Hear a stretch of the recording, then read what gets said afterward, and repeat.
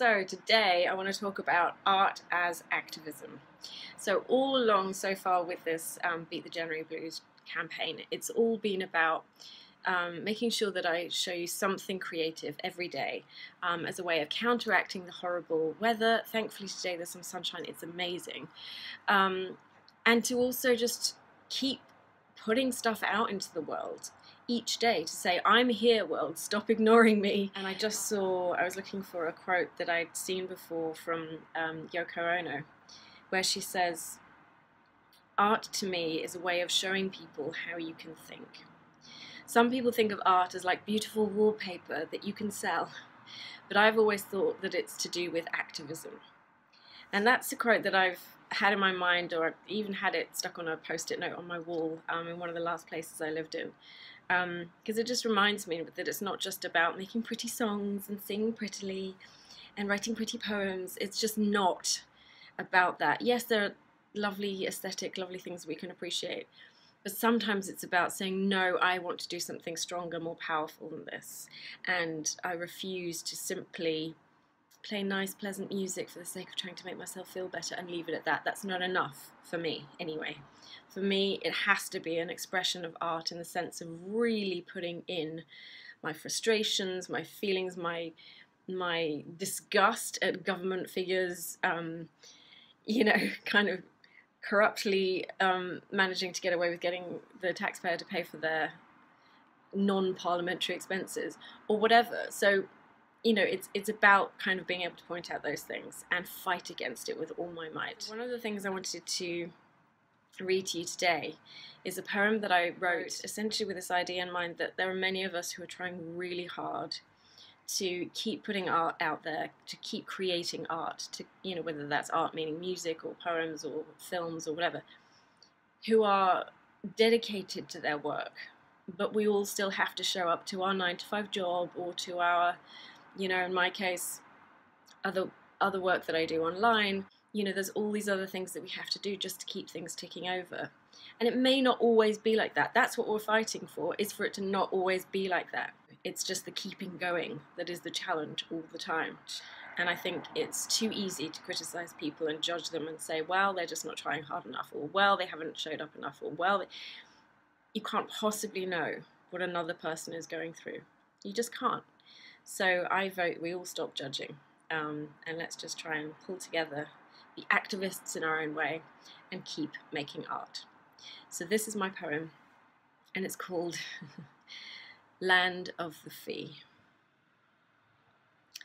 The city smells of the city, garbage and honeyed skin, upon the smoke and din of cabs and dogs and street performers, and the trains we have no choice but to travel in.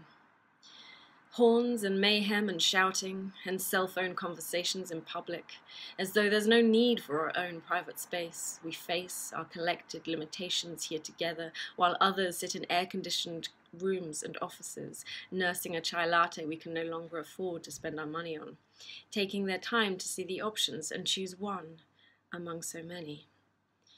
When your account reads thousands, not hundreds, it's the kind of thing some of us have never ever seen.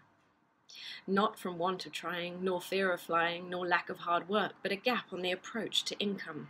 Permission to land at the affluent airfield, to earn a living wage rather than fly into a rage against the injustice. But it's just us, and we keep painting them as monsters as we hear permission denied.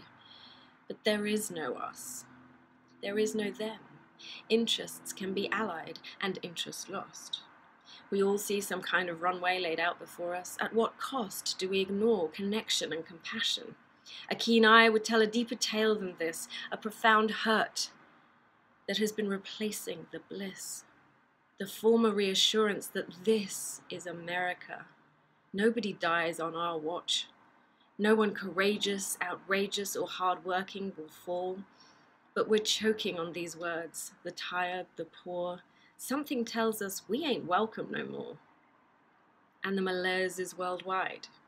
We've tried to make justice prevail, but this is a sad tale with no happy ending, as yet. All bets are off in this new America. This is the time to roar. I'm mad as hell and I'm not gonna take it anymore. but the frequency dial has been moved. No one's receiving our message. Nobody's listening. Oh, land of the free, land of the fee. You've stopped broadcasting hope, and optimism is drowning.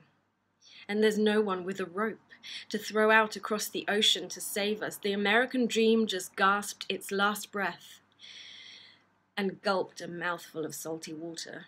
This is what it feels like. Water, water everywhere, but not a drop to drink.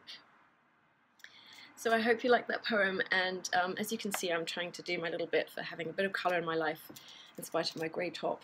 But it's been wonderful to be in a flat where there is bright sunshine today, and I've had that advantage of it being just gorgeous light today, and I feel so much better for it. So for me and my Vivienne Westwood book and my lyric book that's got a drawing to remind me of what I'm trying to do with my magic money tree based song, I'm going to leave you all to it, but know that I am working away trying to keep writing songs, keep writing poetry that will change things. And you know, between us, all of these creative people, we are going to change things.